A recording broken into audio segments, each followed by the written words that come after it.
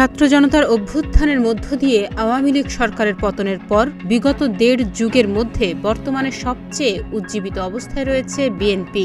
মাত্র ১ মাস সময়ে দলীয় চেয়ারপারসন খালেদা জিয়া কারামুক্ত হয়েছেন। চিকিৎসার জন্য বিদেশে যাওয়ার সুযোগ তৈরি হয়েছে। একের পর এক মামলা থেকে খালাস পেয়ে ভারপ্রাপ্ত চেয়ারম্যান তারেক রহমানের দেশে ফেরার পরিবেশ সৃষ্টি হচ্ছে। নেতাকর্মীরাও রাজনৈতিক মামলা থেকে নিষ্কৃতি পেয়ে কারাগার থেকে বেরিয়ে আসছেন। সব মিলিয়ে দলের নেতাকর্মীদের মধ্যে একটি চাঙ্গা ভাব বিরাজ করছে।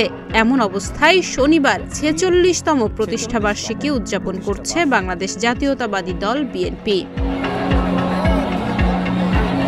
১৯৭৮ সালের ১ সেপ্টেম্বর শহীদ প্রেসিডেন্ট জিয়াউর রহমান বাংলাদেশি জাতীয়তাবাদীদের যূথবদ্ধ শক্তি মঞ্চ হিসেবে এই দল গঠন করেন। প্রতিষ্ঠার পর ৪.৫ দশকের মধ্যে গত ১.৫ যুগ ধরে সবচেয়ে ভয়াবহ ক্রান্তিকাল পেরিয়েছে বিএনপি।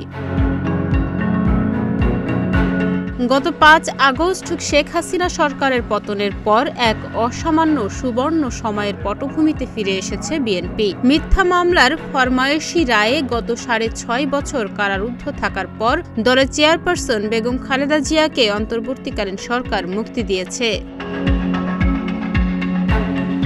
দলের কাণ্ডারি ভারপ্রাপ্ত চেয়ারম্যান তারেক রহমানের নামে রাজনৈতিক প্রতিহিংসার যে গায়েবী বানোয়াট ও মিথ্যা মামলার পাহাড় ছিল তা ন্যায় বিচারে ক্রমশ খালাস দিচ্ছেন আদালত। এখন ফ্যাসিবাদ মুক্ত পরবর্তী পরিস্থিতিতে তারেক রহমানের প্রত্যাবর্তনের প্রতীক্ষায় প্রহর গুনছেন দেশবাসী। বিএনপির এখন মূল লক্ষ্য আগামী নির্বাচনের মধ্য দিয়ে রাষ্ট্রীয় ক্ষমতায় যাওয়া। বিএনপি নেতারা মনে করছেন বর্তমান অন্তর্বর্তীকালীন সরকার রাষ্ট্র কাঠামোর প্রয়োজনীয় সংস্কার করে একটি যৌক্তিক সময়ের মধ্যে নির্বাচন দেবে। সেই নির্বাচনে বিজয়ী হয়ে রাষ্ট্রীয় ক্ষমতায় যেতে সক্ষম হবেন বিএনপি। তবে দলটি মনে করছে অন্তর্বর্তীকালীন সরকারের অধীনে আগামী জাতীয় সংসদ নির্বাচন হবে ইতিহাসের অন্যতম কঠিন পরীক্ষা। এ কারণে জনগণের মধ্যে সম্পর্ক উন্নয়নের মাধ্যমে তাদের মন জয় করে নির্বাচনের প্রস্তুতি নিতে দলের নেতাকর্মীদের নির্দেশনা দেওয়া হয়েছে।